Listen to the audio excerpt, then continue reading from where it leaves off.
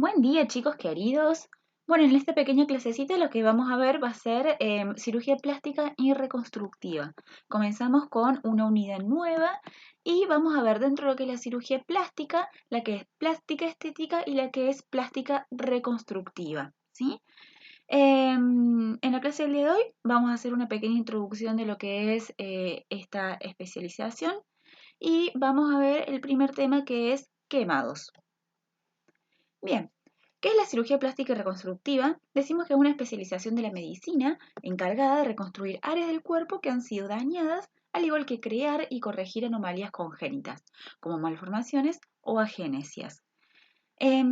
Abarca una gran rama, lo que es la cirugía plástica y reconstructiva, y dentro de ellas tenemos los traumatismos, las quemaduras, cáncer, malformaciones congénitas y reconstrucciones estéticas propiamente dichas. ¿Cuál es el origen de esta especialidad? Data por los años 800 a.C. en el Antiguo Egipto, donde se realizó la primera amputación y reconstrucción nasal, obviamente sin un éxito muy favorable, pero fue la primera vez que se realiza gracias a un papiro que se encontró del Antiguo Egipto. Posteriormente, en el año 6 a.C., en la India, estaba Shutra, que era un médico hindú, que fue quien se encargó de traducir todos los antecedentes históricos que tenía con respecto a lo que eran las reconstrucciones nasales y lo tradujo a varios idiomas. Posteriormente, en el siglo XVI, Gasparo Tagliacozzi, que seguramente lo recuerdan de ORL, él fue el precursor de la cirugía plástica porque comenzó a realizar las primeras remodelaciones de lo que era nariz y hacía injertos con partes del muslo y con segmentos de antebrazo. Pero ¿qué pasa?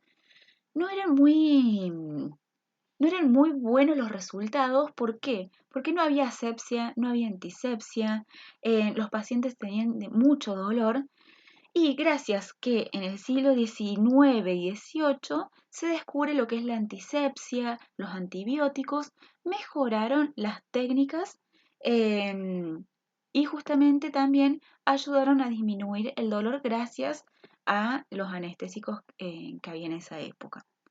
En el año 1818, von Grafe, era otro médico, escribe su tratado Rhinoplastic que trataba de 17 tratados con 17 pacientes en donde había tenido resultados favorables en la reconstrucción de la nariz.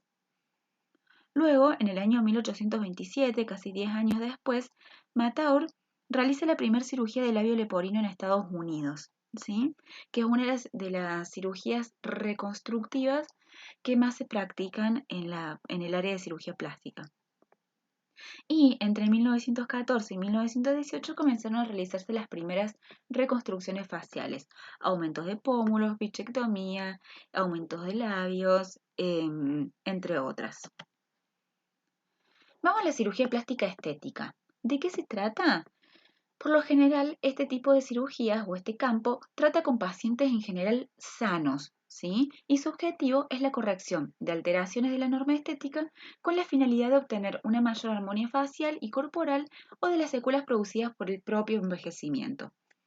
Ello repercute en la estabilidad emocional, recuperando la calidad de vida a través de las relaciones profesionales y afectivas. Por ahí hay una controversia en lo que es la cirugía plástica estética, que muchos están a favor, muchos están en contra, pero yo considero de que siempre que una persona que se mira al espejo se ve bien, se ve bonita, sea como sea, y si la cirugía plástica ayuda a ello, enhorabuena.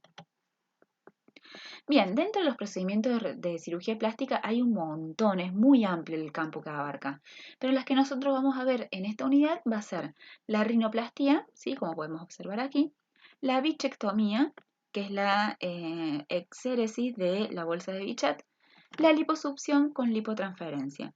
Cuando hablamos de liposucción es justamente cuando se hace una succión de tejido celular subcutáneo sobre todo de áreas más comprometidas. y esa grasita la vamos a hacer una transferencia al área glútea para elevar justamente los glúteos.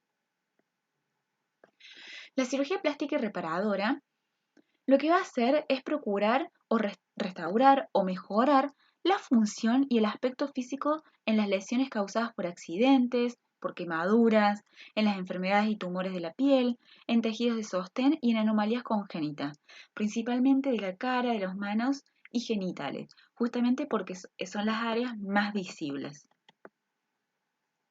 Las que nosotros vamos a ver en esta unidad, si bien abarca, al igual que la cirugía plástica estética, un campo muy amplio, los que nosotros nos vamos a centrar va a ser quemados, que es lo que vamos a ver en el día de hoy, labio leporino, fisura palatina, y por último vamos a unir lo que es la cirugía plástica estética con la cirugía plástica reparadora con oncoplástica, que vamos a ver justamente la reconstrucción mamaria posterior a un tratamiento por cáncer, ¿sí? Comenzamos con lo que es quemados, ¿sí? Pero antes de hablar de quemados, vamos a hablar de la piel y de sus capas.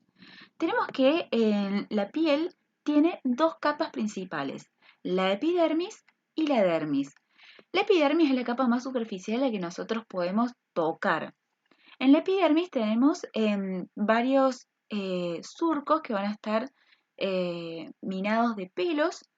De ese pelo al costado, dentro de lo que sería la capa de la dermis, tenemos glándulas sudoríparas, glándulas sebáceas, tenemos pequeños músculos que son los que van a permitir la contracción de ese poro y de la erección del pelo. Vamos a tener muchos vasitos capilares, ¿sí? Y la dermis, para que sepan, consta de 3 capas. Una capa superficial, una media y una profunda.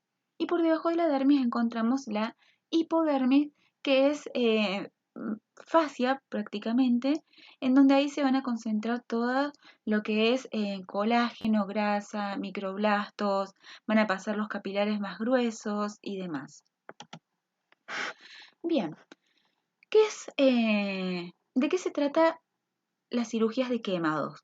Decimos que una quemadura es una lesión en la piel o en los tejidos más profundos ocasionadas por el sol, por líquidos calientes, por fuego, electricidad o químicos.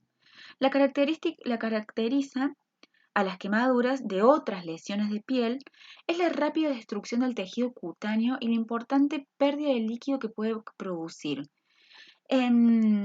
Acá cuando hablamos de que tiene una rápida destrucción del tejido cutáneo es justamente porque se crea un efecto Edison que se llama, que es de traspaso de calor por contacto. Tenemos varias clasificaciones de quemaduras, ¿sí? Vamos a ver la primera, que es según su etiología, podemos clasificar las quemaduras de acuerdo al agente agresor, que puede ser físico o químico. Dentro de lo que es el agente físico, tenemos el calor, el frío y una quemadura radioeléctrica. Y dentro de lo que son agentes químicos, tenemos los ácidos y las bases. Vamos ahora a lo que son agentes físicos. Dijimos que tenemos calor, frío y radioeléctricas. Dentro del calor tenemos el sólido, que es un contacto directo con una fuente de calor. Las quemaduras suelen ser profundas, pero de poca extensión. Por ejemplo, cuando quemamos con la planchita del pelo, la plancha de la ropa, con una salamandra, ¿sí? Después tenemos en calor por líquido, que son escaldaduras. Son líquidos inflamables, como el alcohol, el petróleo, la nafta, como así también por agua caliente, ¿sí? Y por último tenemos la llama, que el agente aplicado es justamente el fuego. Por otro lado tenemos las quemaduras producidas por el frío, que tenemos acá dos variables. La hipotermia, que es que se genera cuando tenemos pie en trinchera o pie de inmersión, eritema pernio. Y por otro lado tenemos la congelación, que tenemos a una temperatura de menos 5 grados. Por lo general estas quemaduras se suelen dar en extremidades. Otro tipo de quemaduras física es la radioeléctrica. que esta la podemos clasificar en 5. Tenemos las atmosféricas, que puede ser un rayo, que tenemos en ese caso una parada respiratoria y muerte inmediata. Tenemos la industrial, que es básicamente la corriente eléctrica, las terapéuticas, que son en las desfibrilaciones, los rayos solares, ¿sí? Y los rayos ionizantes, que pueden ser los UV directos. Acá no es lo mismo los rayos solares, que contienen radiación ultravioleta, que los rayos ionizantes. En este caso nos referimos a UV cuando nos sometemos a camas o camillas solares, ¿sí? De bronceados. Tenemos la radioterapia y la energía nuclear, ¿sí? Dentro de lo que son los químicos teníamos los ácidos y los álcalis o bases. Dentro de lo que son los ácidos tenemos el ácido clorhídrico y el ácido acético.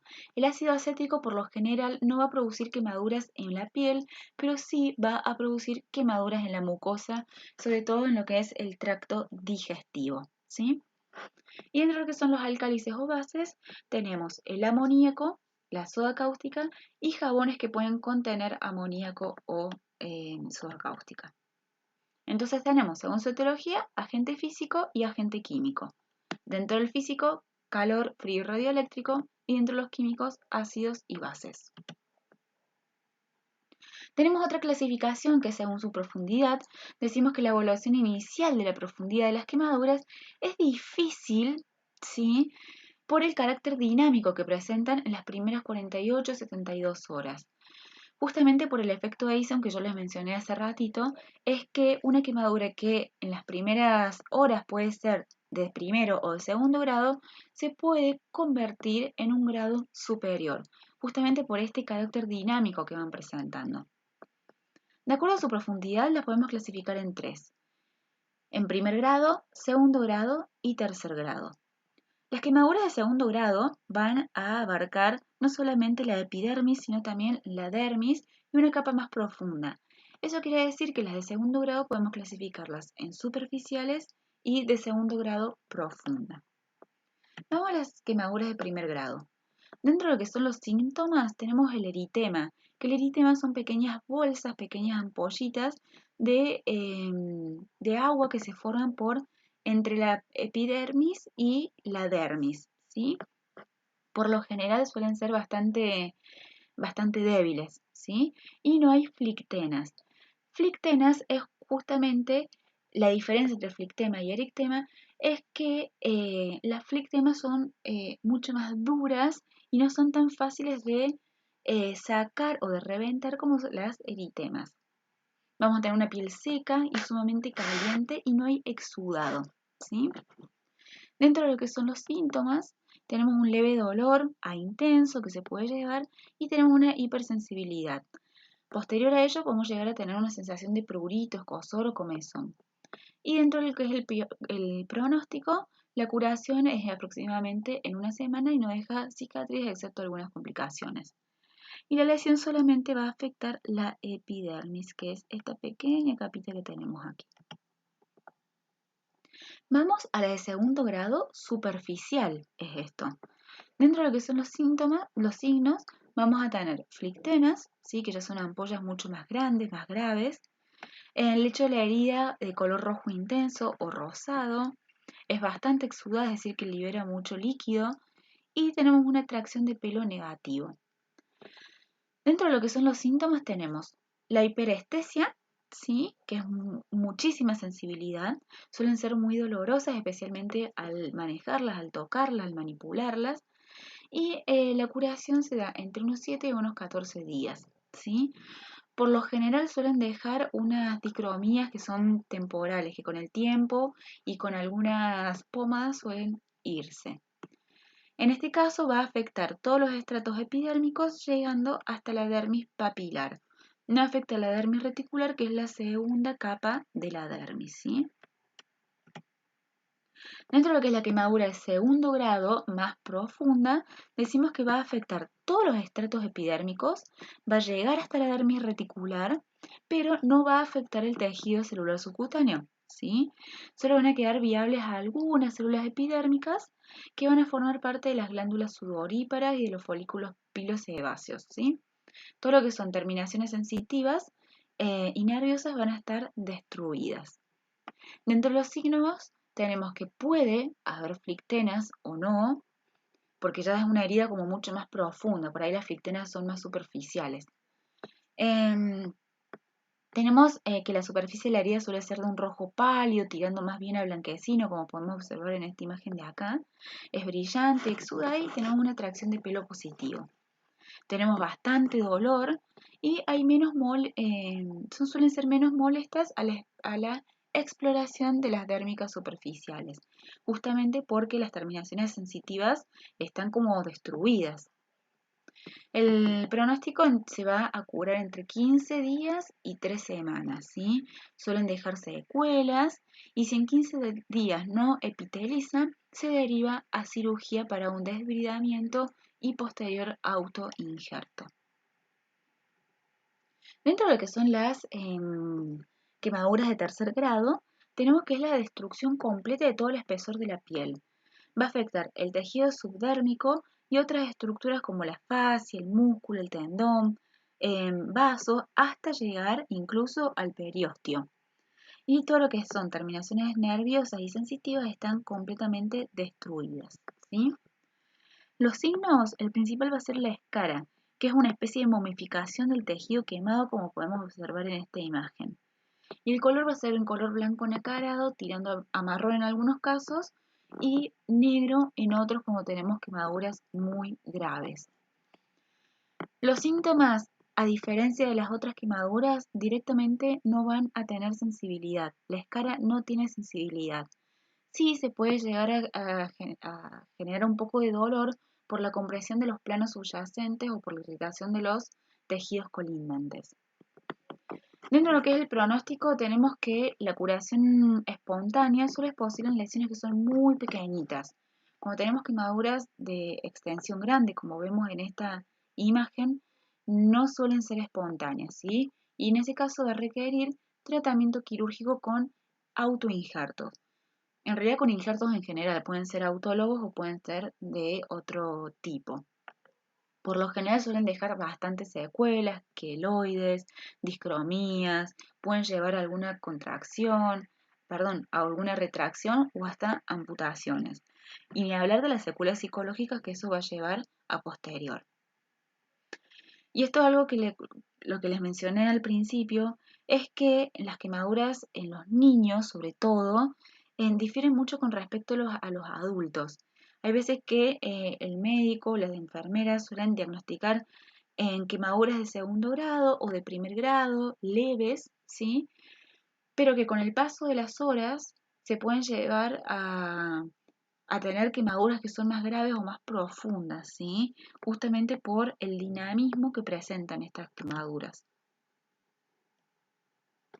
Bien, según su extensión, según su extensión y según su gravedad, acá las vamos a unir. Pueden ser menores, moderadas o graves, ¿sí? Para saber cuándo son menores, moderados o graves, vamos a tener la regla de los 9 de Wallace, la regla del 1%, la tabla de Land and Broder, y la American Burn Association, ¿sí? Cuando hablamos de la regla de los 9 de Wallace, nos referimos a esta imagen de aquí, en donde cada segmento, cada parte del cuerpo va a representar el 9% sobre el 100% que sería la totalidad del cuerpo. Ejemplo, si yo me quemo absolutamente toda la cabeza, voy a tener que tengo el 9% quemado. Si yo me quemo absolutamente toda una pierna, voy a tener em, el 18% de mi cuerpo quemado. ¿Por qué? Porque son 9% de adelante y 9% de la parte de atrás, ¿sí? Algo que no les mencioné recién es de la reglita de la regla del 1%, corresponde a que la palma de la mano de la persona corresponde al 1% del porcentaje quemado.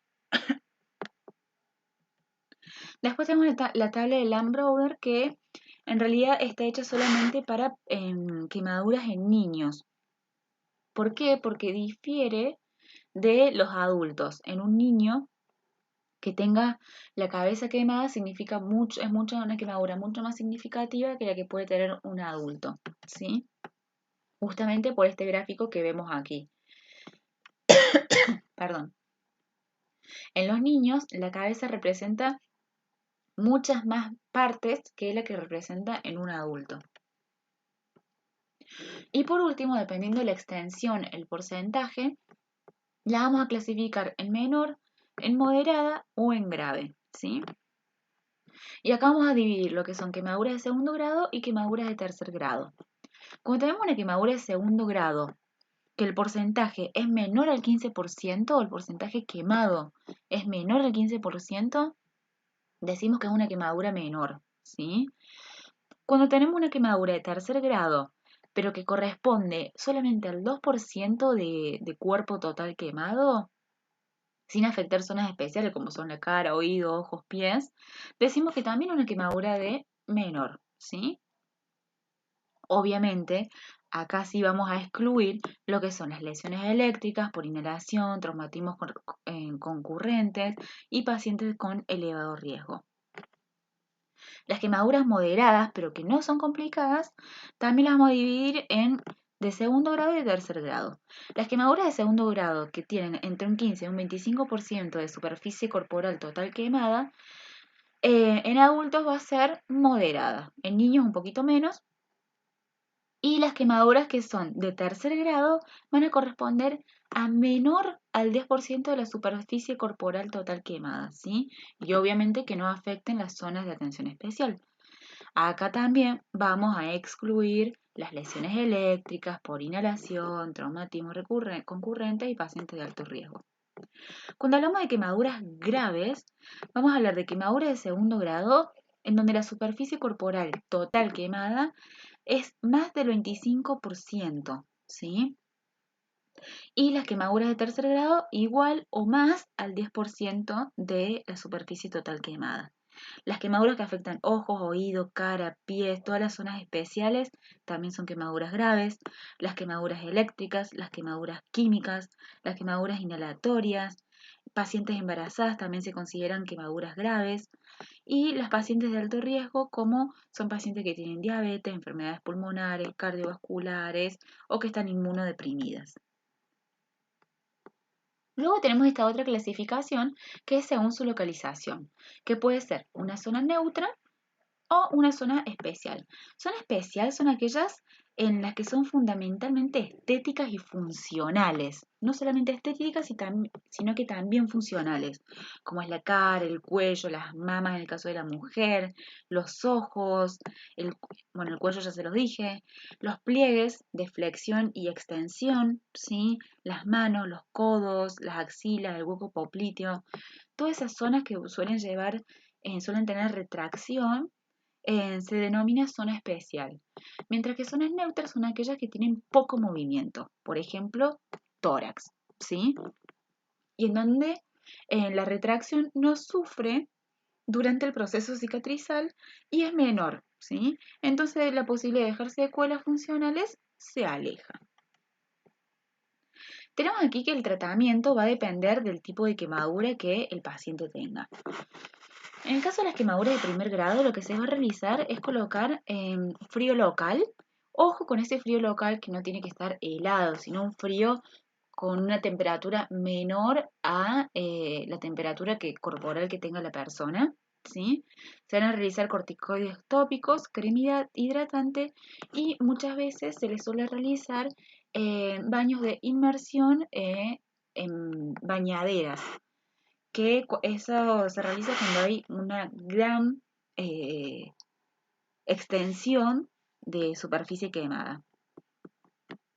El tratamiento para la quemadura de segundo grado es realizar un lavado estéril, se va a realizar la exéresis de las flictenas, que son las ampollas, y se va a colocar sulfacidina argéntica o de plata y una cura oclusiva. Esto se va a realizar tantas veces como sea necesario, ¿sí? No es que se realiza una sola vez este procedimiento y ya está, sino que se van a realizar varias veces hasta que se genere un tejido de granulación que va a favorecer la cicatrización. Si eso no pasa, van a tener que planificar un injerto.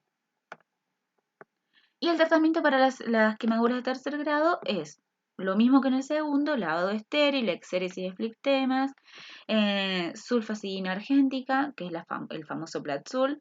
Se realiza una cura oclusiva y se puede realizar una escarectomía, escarotomía y otros procedimientos.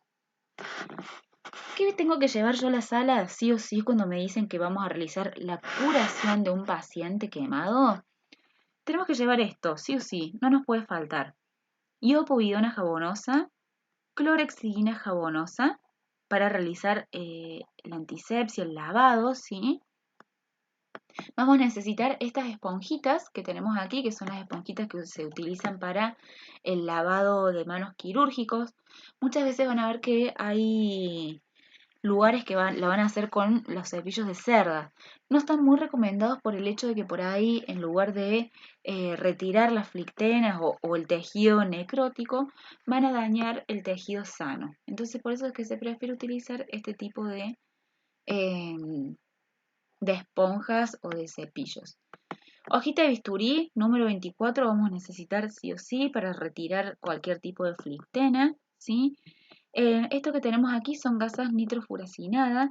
Esas gasitas nitrofuracinadas las vamos a colocar a modo de apósitos, y la característica que tienen es que es como si tuviesen vaselina. Entonces, de esa forma no se van a pegar a la piel lastimada y va a crear un ambiente húmedo para que se forme la nueva piel.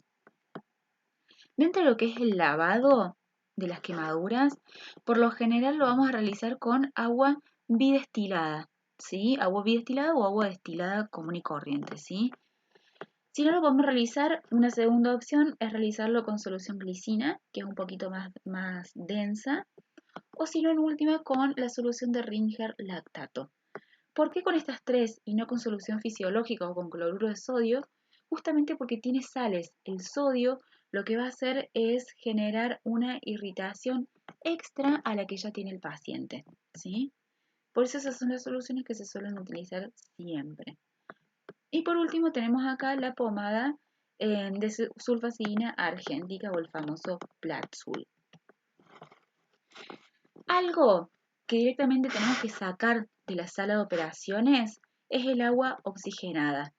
Nunca colocar a un paciente quemado agua oxigenada.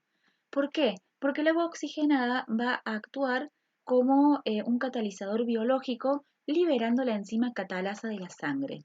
Y recuerden que todo proceso, toda reacción química que se produzca adentro del cuerpo o en la superficie, va a generar energía. La energía no se crea ni se destruye, sino que se transforma. Y toda esa liberación de burbujas que nosotros vamos a ver, en realidad va a ser energía liberada en forma de calor, ¿sí? Entonces, por ese motivo es que no se utiliza agua oxigenada. Por otro lado, en muchos institutos de quemados y demás, han implementado estos apósitos o adhesivos sintéticos que lo que van a hacer es reducir justamente la toxicidad de la plata, al menos en lo que es el Acticoat, que es uno de los más conocidos. Va a reducir lo que es la toxicidad de la plata y la va a ir liberando como en pequeñas cantidades y de forma continua, ¿sí? Son súper eficaces en la reducción del dolor y mejoran lo que es la curación. Y estos son esos pequeños apósitos que vienen, que son sintéticos y van liberando plata que se utiliza para la curación de las heridas. Y por otro lado tenemos la malla de gel de silicona, ¿sí? Estas se van a adherir suavemente a la superficie de la herida y permiten la salida a través de los exudados, ¿sí? Consiguiendo una curación mucho más rápida. Bien, para hacer la curación de una quemadura, vamos a tener dos tiempos: el tiempo sucio y el tiempo limpio, ¿sí? El tiempo sucio va a consistir en el lavado de la herida con clorexidina jabón o iodopovidona jabón, ¿sí? Se va a frotar con el cepillito que vimos recién y luego se va a enjuagar con agua bidestilada o con glicina, ¿sí? A este procedimiento lo vamos a realizar fácil unas 3 veces. Jabón, frotado, agua. Jabón, frotado, agua, jabón frotado, agua, y una vez que está bien limpia la herida, se va a proceder al tiempo limpio. Que el tiempo limpio puede ser que directamente se haga una oclusión con gasas furacinada y con Platzul y se vaya al piso, ¿sí? O puede ser que en el tiempo limpio incluya lo que es el desbridamiento, la escarectomía, la escarotomía o que hagamos un injerto, ¿sí? Pero sepan que contamos con estos dos tiempos. El tiempo sucio, en donde vamos a enjuagar y vamos a eliminar todo ese tejido necrótico. Y después tenemos el tiempo limpio, que es ya sea para la oclusión y que después vuelve este paciente, porque recuerden que las curaciones de pacientes quemados no se realizan una sola vez, sino que en un intervalo de 4 o 5 días se van a realizar varias. Lo realizan, por ejemplo, hoy, de acá a 4 días se realiza de nuevo, de acá a 4 días de nuevo, ¿sí? Hasta que llegan a una última en donde se pueden realizar los injertos, ¿sí? Vamos al desbridamiento. Vamos al tiempo limpio. ¿En qué consiste el desbridamiento? ¿Sí? Decimos que el objetivo de la limpieza, perdón, acá hay un error de tipeo, y el desbridamiento de la zona quemada consiste en obtener una óptima cicatrización, ya que la eliminación de los cuerpos extraños y los recesos necróticos va a acelerar la reparación tisular y va a disminuir el riesgo de infección, ¿sí? Lo que vamos a necesitar es justamente una hojita de bisturí y de esa forma vamos a ir retirando todo ese tejido que es que no es tejido granular, sino que es tejido necrótico o tejido por el propio exudado del cuerpo, ¿sí? Como pueden observar aquí. Esto es tejido que no sirve, entonces hay que retirarlo para que venga tejido sano.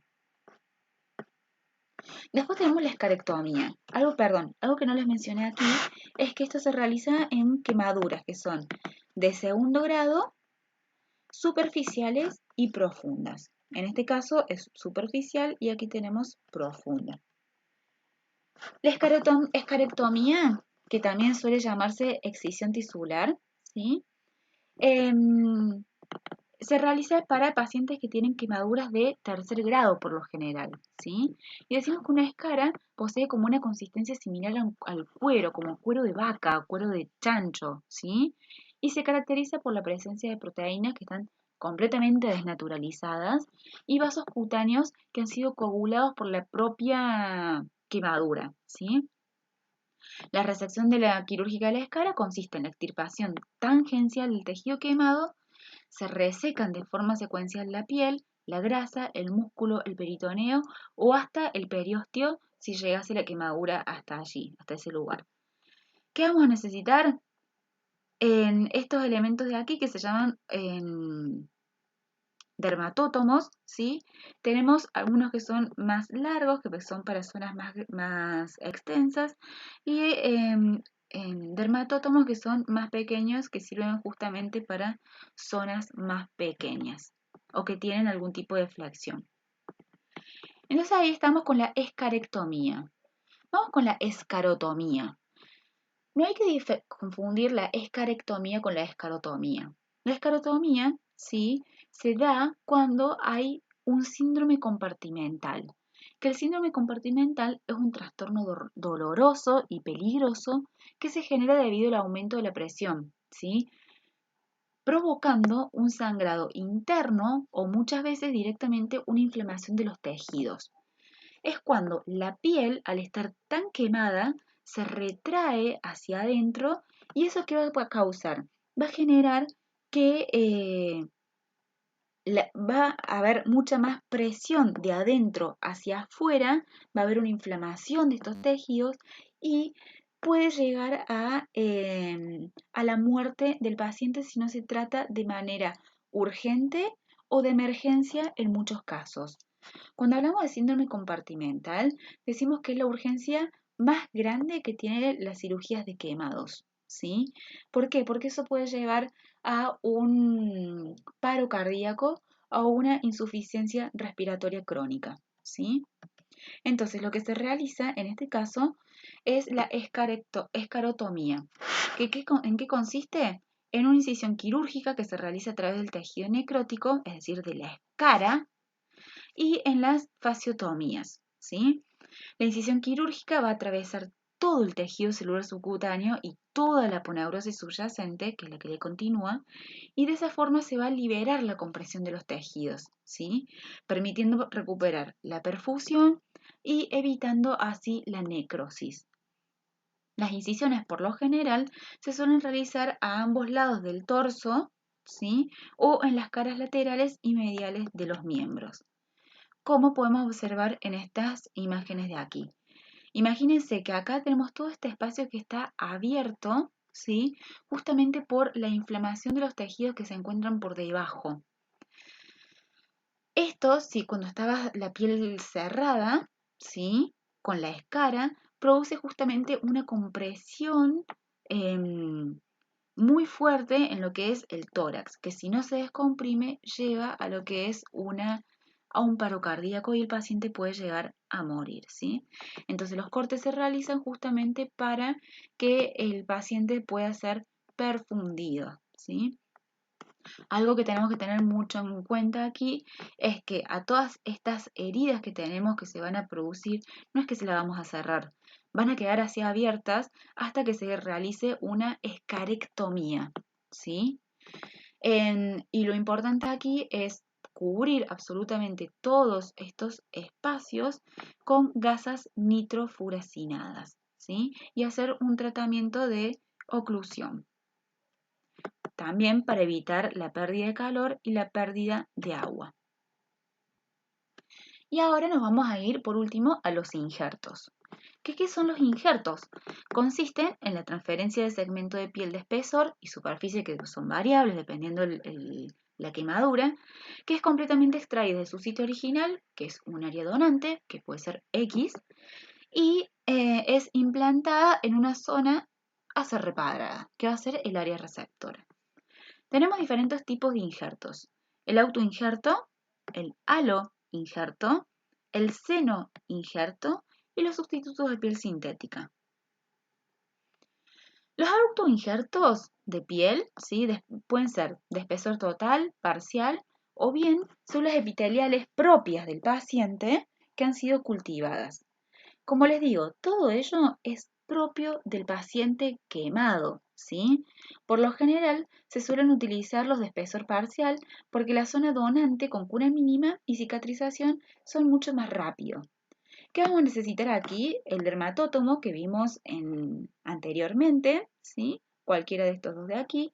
Y vamos a necesitar esta prensa perforadora, que lo que va a hacer la prensa es justamente que a ese segmento de piel que yo acabo de extraer, lo voy a pasar, lo voy a pasar por aquí adentro de esta prensa y lo que va a hacer, vamos a girar esta manivela que tenemos aquí y va a ser como si fuese una pasta linda. Ustedes fabricas para alargar la masa, lo mismo. Va a crear unas micro perforaciones en todo el largo de ese injerto de piel para que de esa forma el injerto tenga una mayor espesor, una mayor longitud y las perforaciones le van a dar más fluidez. Entonces va a quedar algo así. Queda como si fuese como una red, ¿sí? En donde después se va a ir reepitelializando todos los segmentos, todos los segmentos que quedaron aquí sin piel, ¿sí? Y una vez que ha cicatrizado, queda el brazo o la zona injertada de esta forma así.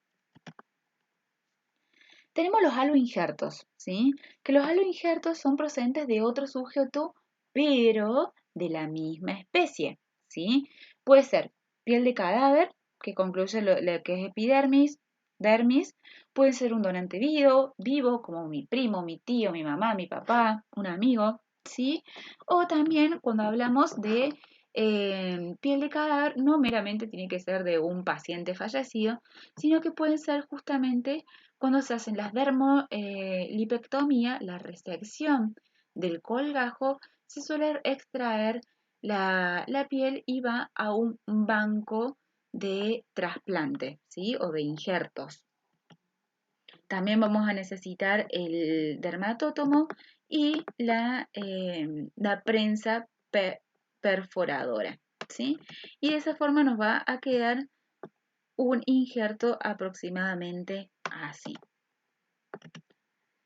Bien, vamos a otro tipo de haloinjerto, ¿sí? Seguimos con los haloinjertos, pero que en este caso se va a realizar, se va a crear una matriz dérmica que es acelular, no tiene ningún tipo de células, ¿sí? Y es obtenida de la dermis de cadáveres humanos, a la que se le remueven todos los componentes celulares, quedando solamente lo que es matriz, fibras de colágeno de clase 1, fibras elásticas y red de vasos sanguíneos, ¿sí? La más conocida es la aloderm, que es la que más se utiliza, pero como les digo, es un haloinjerto porque es de la misma especie, es de humanos. Tenemos aquí los senoinjertos, ¿sí? Que los senoinjertos son procedentes de un individuo de una especie distinta, ¿sí? Generalmente suelen ser de piel de cerdo. Y en este caso únicamente se trasplanta lo que es la dermis, ¿sí? Y cabe destacar también que son injertos transitorios. Estos injertos no van a quedar definitivamente en el paciente, sino que son transitorios. Y eso se debe a que, a ver, si bien el cerdo es el animal que más se asemeja a internamente y estructuralmente la piel de la de un humano, en la mayor parte de los casos es rechazada porque no contiene no tiene las mismas propiedades que la piel humana. Entonces solamente lo que van a hacer estos senoinjertos es favorecer la reconstrucción, la epitelización propia del paciente quemado, pero al cabo de un tiempo debe ser retirado. Y por último tenemos los injertos que son sustitutos artificiales. Es decir, que no es ni de chanchito, ni de vaca, ni de peces. Algo que no les mencioné aquí es que hoy en día también se están haciendo en senoinjertos con piel de pescado. Bien, seguimos aquí con injertos artificiales. El objetivo que tienen es cubrir toda la herida, protegerla de agresiones externas, de bacterias procedentes del medio ambiente, ¿sí? Y lo ideal es que proporcionen un medio ambiente óptimo para la cicatrización, ¿sí? Recuerden que el ambiente óptimo es un ambiente húmedo para la cicatrización de las quemaduras, ¿sí? De esa forma va a aportar factores dérmicos que actúan, que estimulan y que activan lo que es la reparación tisular. Y vienen dos modelos. Los modelos que tienen una sola capa y en bicapa. Los que son en una capa están constituidos por una estructura de solamente una capa y que va a permitir reemplazar la capa más superficial de la piel, es decir, la epidermis, o la dermis, pero no ambas, ¿sí? La marca más conocida es la Condres, ¿sí? Que también vienen apósitos que si no me equivoco son de 10 por 15. Se van a ir colocando todos arriba de la quemadura, se va a ocluir la herida y se va a reepitelializar. Y por otro lado tenemos los injertos en bicapa que constan obviamente de dos capas, una interna y una externa. La capa interna se va a comportar justamente como un sustituto de lo que es la dermis, ¿sí? Que está constituida por una malla de colágeno. Ese colágeno por lo general es colágeno artificial, ¿sí? Al igual que los proteoglicanos, y que van a actuar como si fuese una matriz porosa. Y arriba de esa capa tenemos la capa más externa que va a dar al exterior, ¿sí? Y que se comporta como un sustituto del epidermis, ¿sí? Y está formada 100% por silicona.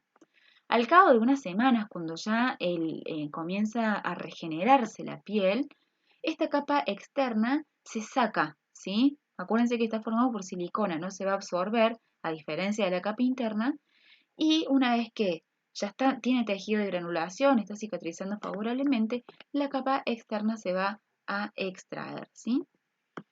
Dentro de los más conocidos tenemos el Integra, el Biobrane y el Transite, ¿sí?